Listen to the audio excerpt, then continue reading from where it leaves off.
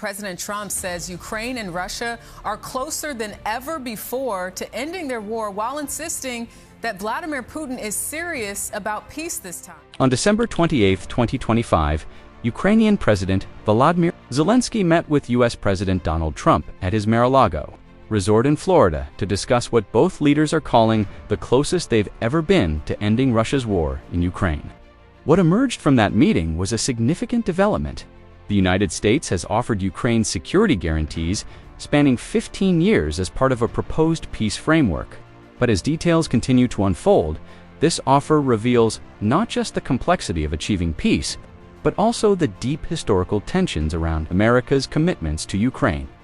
Speaking to reporters via WhatsApp the day after the Florida meeting, Zelenskyy confirmed that the current draft peace framework includes 15 years of security guarantees from the United States, with the possibility of extension. However, the Ukrainian president made it clear that this timeframe falls short of what Kyiv believes is necessary to truly deter future Russian aggression. Zelenskyy told Trump directly that he wants guarantees for 30, 40, or even 50 years, describing such a commitment as potentially a historic decision by the American president. Trump, according to Zelenskyy, said he would think about it. The Ukrainian leader's insistence on a longer commitment isn't arbitrary. As he pointed out to reporters, the conflict with Russia has already been ongoing for nearly 15 years, if you count from 2014 when Russia first annexed Crimea and backed separatists in eastern Ukraine. For Zelenskyy, a 15-year guarantee essentially covers only the period of conflict Ukraine has already endured, offering little reassurance about the decades ahead. Without robust, long-term security guarantees, Zelenskyy argues, this war cannot be considered truly over, because with Russia as a neighbor, the risk of renewed aggression remains ever present. Both Trump and Zelenskyy indicated after their meeting that substantial progress has been made on the overall peace framework. Trump assessed that an agreement was close to 95% complete, while Zelenskyy has consistently maintained that they're about 90% of the way there. Trump told reporters that they were getting a lot closer, maybe very close, to an agreement to end the war. The optimism was palpable. Yet both leaders acknowledged that significant thorny issues remain unresolved. The exact shape of these security guarantees remains somewhat unclear, but Zelenskyy has indicated they would need to include the presence of international troops in Ukraine. He believes that the actual presence of international forces constitutes a real security guarantee and would strengthen whatever commitments partners are offering. The Ukrainian leader said he envisions these guarantees being credible if backed by the United States and supported by European allies.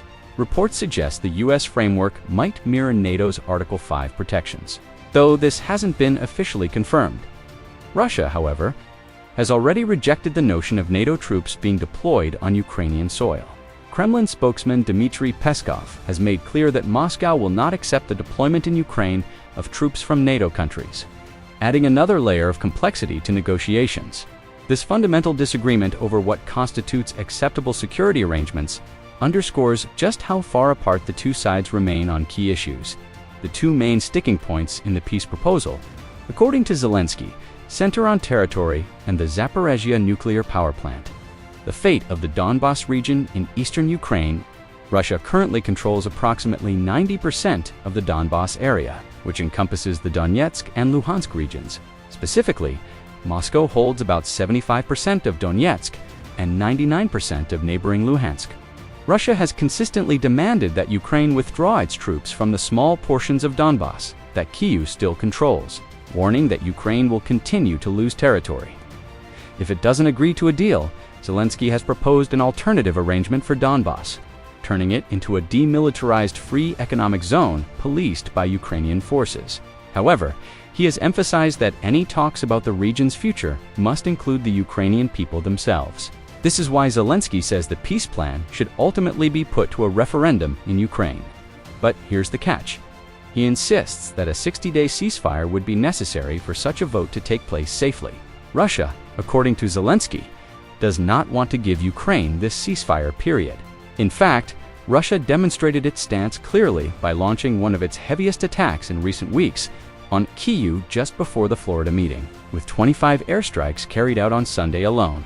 President Trump has repeatedly changed his position on Ukraine's lost territories over recent months. In September, he stunned observers by suggesting Ukraine might be able to take back occupied land, only to reverse course later. After the Florida meeting, Trump acknowledged that the territorial issue remains unresolved, but expressed optimism it would eventually be worked out.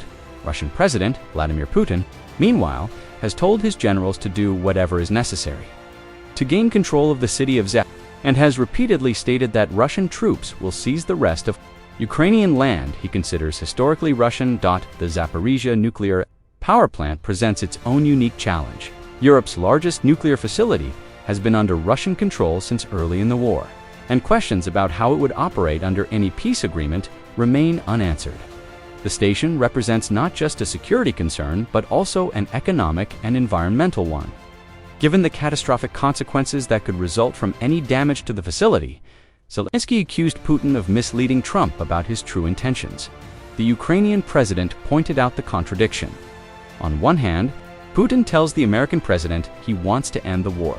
But on the other hand, he continues striking Ukraine with missiles and giving instructions to his generals about where to advance. Putin has for weeks been telling Russians that Moscow intends to achieve its aims in Ukraine by force if diplomacy fails.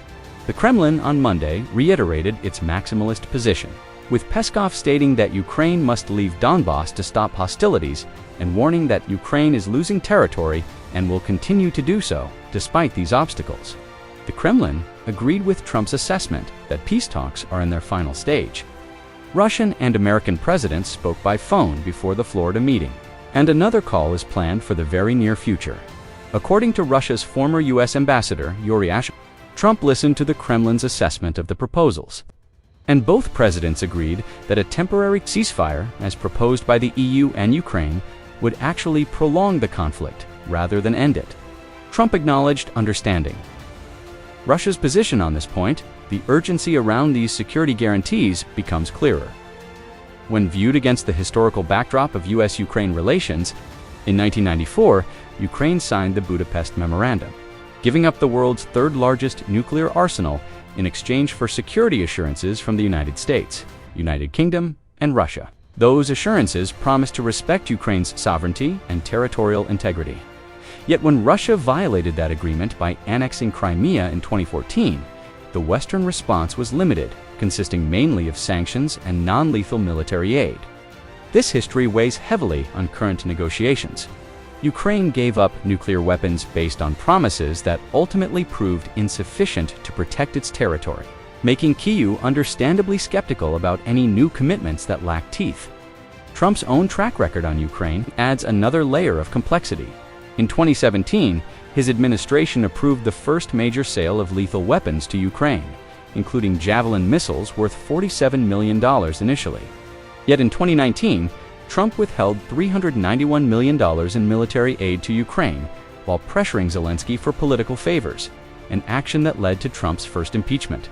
Now, in his current term, Trump is positioning himself as the dealmaker who can end the war, repeatedly stating he wants to add the Ukraine-Russia conflict to the list of conflicts he claims to have resolved. Trump has also floated the possibility of trilateral talks between the U.S., Russia, and Ukraine, saying these could happen at the right time. However, he cautioned that if talks go really badly, they could stall or be scrapped entirely, meaning the war could continue even longer. European leaders are closely monitoring these developments.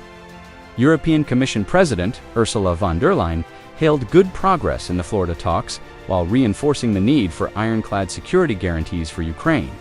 French President Emmanuel Macron announced that Kyiv's allies would meet in Paris next month to discuss security guarantees. Zelenskyy wants to host a meeting with European and American officials in Kyiv in the coming days to work on finalizing documents to end the war. He told reporters he hopes security guarantees for Ukraine would be provided by partners starting the moment Kyiv signs a peace deal. The Ukrainian leader emphasized that any deal to end what he called Europe's worst conflict since World War II must be signed by Ukraine, Russia, the United States, and Europe. He's also stated that he's ready for any format of meetings, including with Putin if necessary, though he still doubts the Russian leader genuinely wants peace. As negotiations continue, the fighting shows no signs of stopping. Russia claimed on Monday it had taken another village, Dobrova in the Donetsk region. Ukrainian forces, outnumbered and exhausted, have struggled to hold back a Russian advance that has picked up pace since autumn. Russia said it intercepted 89 Ukrainian drones on Sunday night, the vast majority over the Bryansk region. The next few weeks will be critical in determining whether this 15-year security guarantee proposal evolves into something Ukraine can accept, whether Trump extends it to the 50 years Zelenskyy seeks, and whether all parties can resolve the fundamental disagreements over territory and security arrangements. What's clear is that after nearly 4 years of full-scale war and a decade since the conflict began, both sides recognize they're closer to a deal than ever before.